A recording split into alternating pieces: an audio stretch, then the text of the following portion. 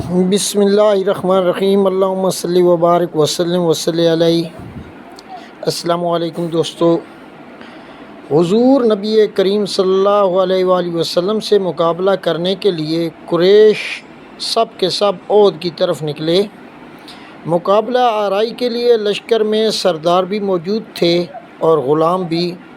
غزوہ بدر میں بری طرح شکست کھا جانے کی بنا پر ان کے سینے مسلمانوں کے خلاف بغض اور کینہ سے اٹے ہوئے تھے، اور اپنے مقتولین کا بدلہ لینے کے لیے ان کا خون جوش مار رہا تھا۔ انہوں نے اپنے ہمراہ قریش کی عورتیں بھی لے لیں تاکہ وہ مردوں کو جنگ کے لیے ابھاریں اور جوانوں کے دلوں میں آبائی غیرت کے دیپ جلائیں اور انہیں پل بھر کے لیے بھی مستحمل نہ ہونے دیں۔ ان عورتوں میں ابو سفیان کی بیوی ہند بنت عتبہ اور عمرو بن عاص کی بیوی ریتا بنت منبہ اور طلحہ کی بیوی سلافہ بنت سعد اپنی تینوں بیٹوں مصافہ جلاس اور کلاب کے ہمراہ لشکر میں شامل ہوئیں۔ ان کے علاوہ بھی بہت سی عورتیں شامل لشکر تھیں۔ جب جنگ عہد میں دونوں فوجوں کے درمیان گھمسان کا رن پڑا تو ہند بنت عتبہ اور دیگر چند عورتیں اٹھیں اور صفوں کے پیچھے جا کر کھڑی ہوئیں اور ان کے ہاتھوں میں ڈھولکیاں تھیں۔ انہوں نے ڈھولک کی تھاپ پر یہ گانا شروع کر دیا کہ اگر تم آگے بڑھو گے تو ہم گلے ملیں گی اور تمہارے لیے تکیے لگائیں گی، اور اگر تم پیٹھ پھیر کر بھاگ نکلے تو ہم تمہیں دھتکار دیں گی۔ جذبات سے لبریز ترانہ شاہ سواروں کے سینوں میں قبائلی غیرت کی آگ بھڑکانے لگا اور ان کے شوروں کے سینوں میں جادو کا اثر کرتا۔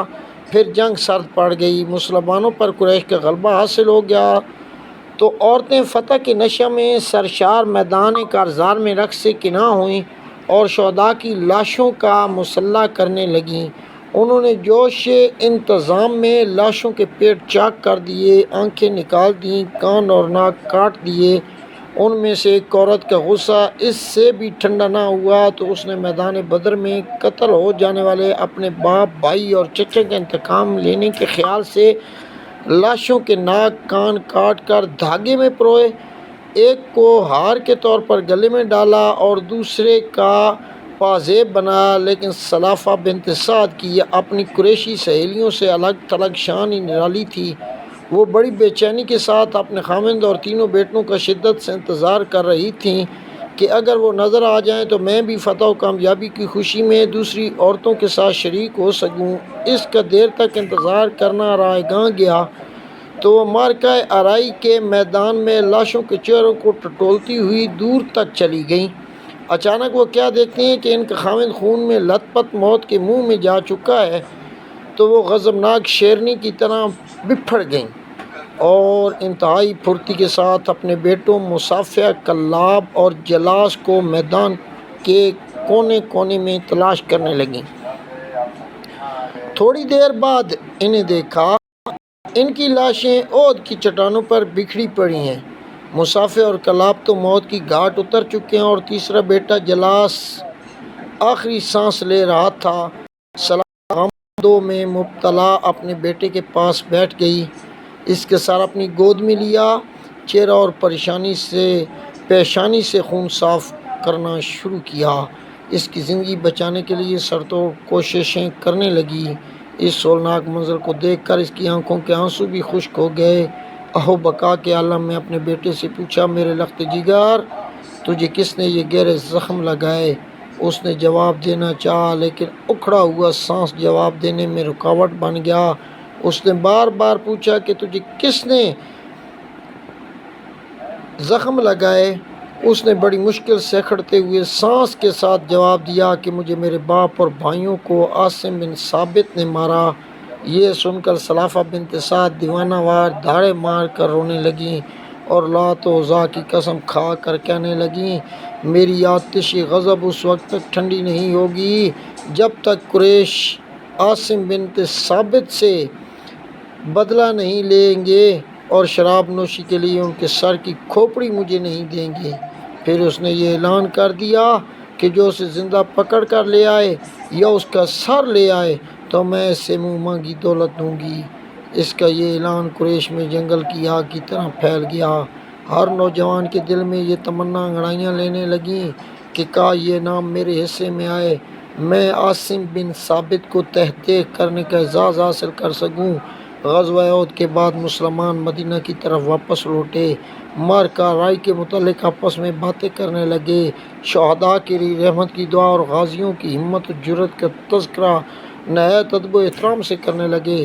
دوران گفتگو حضرت عاصم بن ثابت کے کارنامے کا تذکرہ کرتے ہوئے بڑے تعجب کا اظہار کیا کہ عاصم رضی اللہ تعالیٰ عنہ نے ایک ہی گھر کے 4 افراد کو موت کی گھاٹ اتار دیا ہے۔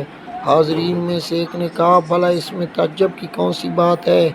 کیا آپ کو یاد نہیں کہ غزوہ بدر سے پہلے جب رسول اکرم صلی اللہ علیہ وسلم نے ہم سے سوال کیا تھا کہ تم کیسے لڑو گے، تو عاصم بن ثابت کھڑے ہوئے، کمان اپنے ہاتھ میں پکڑی اور کہا، جب دشمن 100 ہاتھ کے فاصلے پر ہوگا تو لڑائی تیر اندازی سے ہوگی، جب دشمن اور زیادہ قریب آ جائے گا تو لڑائی نیزے کے ساتھ ہوگی، یہاں تک کہ نیزے ٹوٹ جائیں گے، اور جب نیزے ٹوٹ جائیں گے تو پھر لڑائی تلوار سے دست بدست ہوگی۔ یہ سن کر رسول اکرم صلی اللہ علیہ وسلم نے ارشاد فرمایا، واقعی جنگ اسی طرح لڑنی چاہیے۔ جو دشمن سے جنگ لڑنا چاہتا ہے تو اس کے لیے ضروری ہے کہ وہ عاصم بن ثابت کی طرح جنگ لڑے۔ غزوہ احد کو ابھی تھوڑا ہی عرصہ گزرا تھا، رسول اللہ صلی اللہ علیہ وآلہ وسلم نے 6 صحابہ کرام کو ایک خاص مشن پر روانہ کیا اور ان کا امیر حضرت عاصم بن ثابت رضی اللہ تعالی عنہ کو مقرر کیا۔ یہ منتخب صحابہ کرام رضوان اللہ علیہم اجمعین نبی اکرم نور مجسم صلی اللہ علیہ وسلم کے حکم کی بجاوری کرتے ہوئے مشن پر روانہ ہو گئے۔ مکہ مکرمہ سے بھی تھوڑے سے فاصلے پر تھے کہ قبیلہ حذیل کی ایک جماعت کو ان کے بارے میں علم ہو گیا، تو وہ سرپٹ ان کی طرف دوڑے اور انہیں اپنے گھیرے میں لے لیا۔ یہ صورتحال دیکھ کر حضرت عاصم رضی اللہ تعالیٰ عنہ اور ان کے ساتھیوں نے اپنی تلواریں نکالیں اور مقابلے کے لیے تیار ہو گئے۔ یہ منظر دیکھ کر بنی حذیل کہنے لگے، آج تم ہمارا مقابلہ نہیں کر سکتے، بخدا ہم تمہیں کوئی نقصان پہنچانے کا ارادہ نہیں رکھتے، اگر تم ہتھیار ڈال دو تو ہم اللہ تعالیٰ کو گواہ بنا کر تم سے عہد کرتے ہیں کہ تمہیں کچھ نہیں کہا جائے گا۔ یہ تجویز سن کر صحابہ کرام رضوان اللہ علیہ مجمعین ایک دوسرے کی طرف دیکھنے لگے، گویا کہ وہ مشورہ کر رہے ہیں کہ اب کیا کریں۔ حضرت عاصم نے اپنے ساتھیوں کی طرف دیکھا اور ارشاد فرمایا، میں تو مشرکوں کے سامنے ہتھیار نہیں ڈالوں گا۔ اور چونکہ حضرت عاصم یہ بھی سن چکے تھے کہ سلافہ بنت سعد نے میرے سر کی کھوپڑی میں شراب پینے کی منت مانی ہے، اس لیے اپنی تلوار سونتی اور یہ دعا کی، الہی میں تیرے دین کی خاطر اور اس کا دفاع کرتا ہوں، عذرائے کرم میری گوشت اور ہڈیوں کی حفاظت فرما، اور میرے جسم کا گوشت اور ہڈیاں دشمنان خدا کے ہاتھ نہ لگیں۔ پھر بنو حذیل پر حملہ کر دیا۔ ان کے 2 ساتھی بھی حملہ آور ہوئے، وہ بے جگری سے لڑے، یہاں تک کہ یک کے بعد دیگرے قتل ہو کر گر گئے۔ باقی 3 ساتھیوں نے دشمن کے سامنے ہتھیار ڈال دیے۔ تھوڑی ہی دیر بعد انہوں نے بدعہدی کی۔ پہلے تو قبیلہ حذیل کو یہ پتہ نہیں لگا تھا کہ قتل ہونے والوں میں عاصم بن ثابت بھی ہے۔ جب انہیں پتہ چلا تو بہت خوش ہوئے، خاطر خواہ انعام ملنے کے تصور میں بہت خوش ہوئے، چونکہ سلافہ بنت سعد نے یہ نظر مان رکھی تھی کہ اگر وہ حضرت عاصم بن ثابت کے سر کی کھوپڑی حاصل کرنے میں کامیاب ہو گئی تو اس میں شراب نوشی کرے گی، اور ساتھ ہی اس نے یہ اعلان بھی کیا ہوا تھا کہ جو اسے زندہ پکڑ کر لائے گا یا مردہ حالت میں، بہر صورت وہ اسے انعام مانگی رقم دے گی۔ حضرت عاصم بن ثابت رضی اللہ تعالیٰ عنہ کی شہادت سے چند گھنٹے بعد قریش کو ان کی لاش کا علم ہوا۔ بنو حذیل مکہ کے قریب مقیم تھے۔ زعماء قریش نے ان کے پاس اپنی طرف سے ایک قاصد بھیجا اور ان سے حضرت عاصم بن ثابت کا سر کا مطالبہ کیا۔ تاکہ سلافہ بنت سعد کا غصہ ٹھنڈا کر سکیں۔ وہ اپنے بیٹوں کے قاتل کے سر کی کھوپڑی میں شراب پی کر اپنے غم کو ہلکا کر سکے۔ قریش نے اپنی قاصد کو وافر مقدار میں مال بھی دیا تاکہ وہ بنو حذیل کو قیمتی تحائف اور نقد مات دے کر حضرت عاصم رضی اللہ تعالیٰ عنہ کا سر لینے میں کامیاب ہو سکے۔ بنو حذیل حضرت عاصم بن ثابت کا سر کاٹنے کے لیے ان کی جسد تر کے قریب ہوئے۔ کیا دیکھتے ہیں کہ ان کے سر اور جسم کے ہر حصے کو بے شمار شہد کی مکھیوں اور بھیڑوں نے گھیرے میں لے رکھا ہے۔ یوں ہی وہ ان کے جسم کے قریب ہوئے، مکھیوں اور بھیڑوں نے ان کی آنکھوں، چہروں اور جسم کے ہر حصے پر زہریلے ڈنگ مارے اور انہیں دور بھگا دیا۔ یکے بعد دیگرے کوشش کرنے کے بعد جب وہ مایوس ہو گئے اور جسم تک پہنچنے کی صورت نظر نہ آئی تو ایک دوسرے سے کہنے لگے، چھوڑو، رات آنے دو۔ جب رات کا اندھیرا چھا جائے گا تو بھیڑیں جسم سے الگ ہو جائیں گی، تو پھر تم اپنے مقصد میں کامیاب ہو سکتے ہو۔ یہ تجویز سن کر تھوڑی دور بیٹھ کر انتظار کرنے لگے۔